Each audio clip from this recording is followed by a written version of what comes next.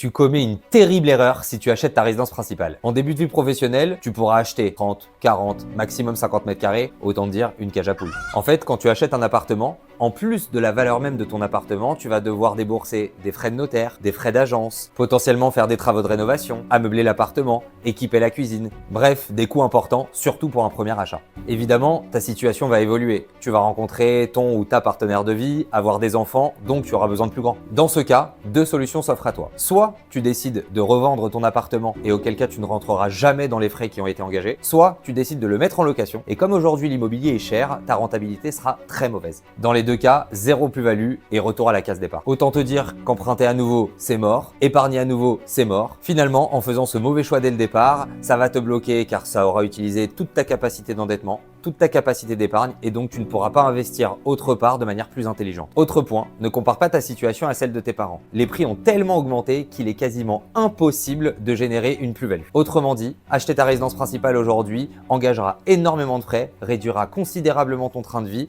et ne te rapportera pas un seul centime. Rassure-toi, il existe des solutions et je t'en parle dans la partie 2.